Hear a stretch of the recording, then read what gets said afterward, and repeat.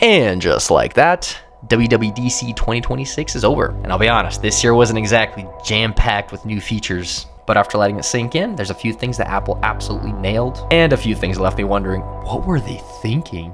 Here are the top 5 things I think actually mattered from this year. First and foremost, Apple's claiming this new update's gonna have performance improvements. Apple's claiming things like faster AirDrop, up to 80% faster, faster animations on older devices, as well as just speeding up the UI in general. Is it groundbreaking? Not really. Did we really need to get faster AirDrop? Not really. Is it gonna help with making your device feel just a little bit more snappier? Probably.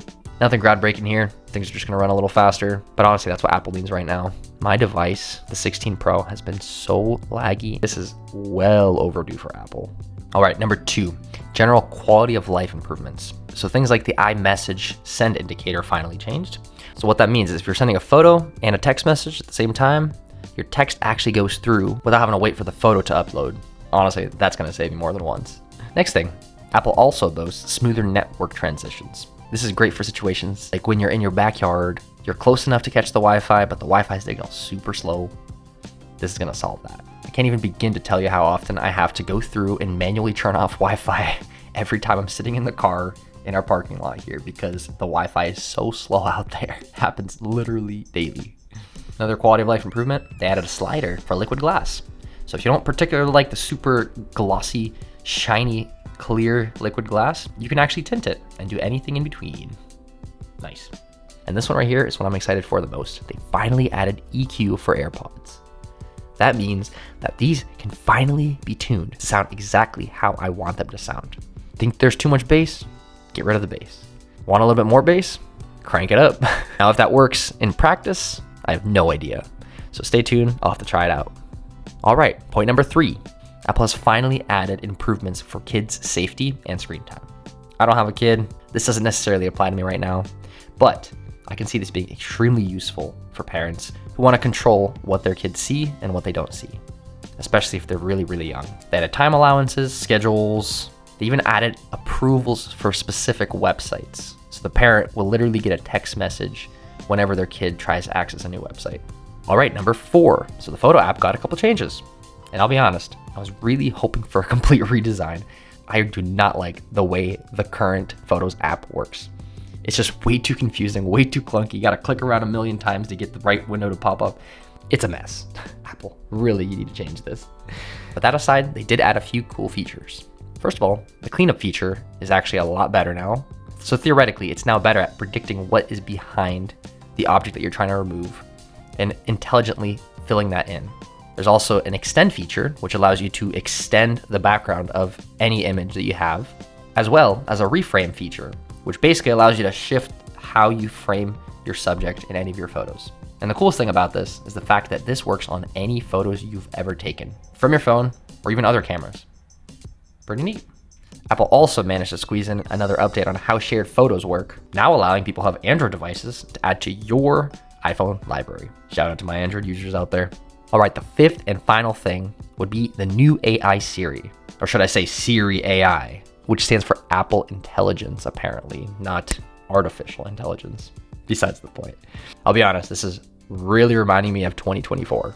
And for those who don't know, 2024 is the year that Apple's promising all these wonderful features in this AI Siri to be able to work on the brand new iPhone 16 Pro that came out that year. And guess who bought an iPhone 16 Pro thinking that he's gonna get all these fancy AI features and just amazing productivity because he bought the newest iPhone with this AI built in it? It was me, unfortunately. Not to mention there's a class action lawsuit against Apple for this specific false advertising. Besides the point. Apple came back again this year and said that they're gonna release a boatload of new features with the Siri AI, essentially promising it to be like your second brain, being able to do things on your behalf, open apps, do certain tasks for you. Apple kept on claiming that this is all private and on device, but there's definitely privacy concerns with this still.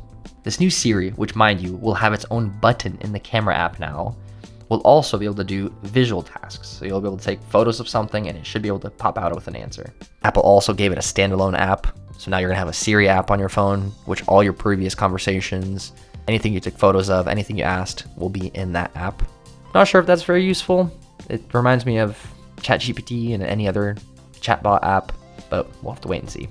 They also added through this Siri AI a way to create your own shortcuts by just speaking what you want to create, and then the Shortcuts app will create it for you. In theory, this sounds great, and they gave a pretty cool example. In reality, let's be cautiously optimistic. Maybe it'll work, and if it does, that could genuinely be really awesome. And now a quick word from our sponsor. There is no sponsor, but he wants to sponsor me for some reason. But now that I got your attention, feel free to download some of my free wallpapers that I took. Wow! Link in the description. And now, back to the video.